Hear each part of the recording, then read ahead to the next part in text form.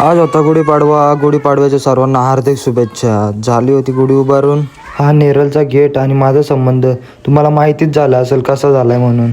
आलो मग भाजीवाल्याक भाजी घ्यायला. काकांच्या घरी पण गुढी उभारलेली पद्धतशीर. बारीक पोरांच्या खेळण्यामधून बनवली होती बिल्डिंग. ती पण लागत नव्हती. मोठा आयफिल टावर बनवला होता बघा तुम्ही. तो पण लावता लावता पडत होता, कोसलत होता. ही माझी काकी, हिला कालच्या ब्लॉगमध्ये घेतली नव्हती तर आज घेत आहे. बोललो जरा घेऊन दे. तिचा पोरे आहे, तो बघतोय टीव्ही. बघा घेतला होता जेवायला. सर्वांनी केलं होतं चना डाळ मशरूम आणि रोट्या होत्या. झालं जेवून, खाल्ल्या होत्या रोट्या. इथं बसलो होतो मी आरामात.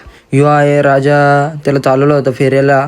यो एक छोटा डॉन आहे, त्याला भरायला लावलाय, त्याला चालवलंय फेऱ्याला. बरीच जण आली होती, लागलं होतं खूप टेम्पो. बोललो बरंच फेर आहेत. चाललं होतं फेर टाकायला. मी बोललो इथं थांबतो, मला व्हिडिओ घ्यायला भेटणार नाही खाली गेलो तर. हे बघा कसं चालत बघा. यो आहे बारीक पोरांचा जोश शर्तींच्या बद्दल. ज्याला अभ्यास करायची घरी त्या काही नाही.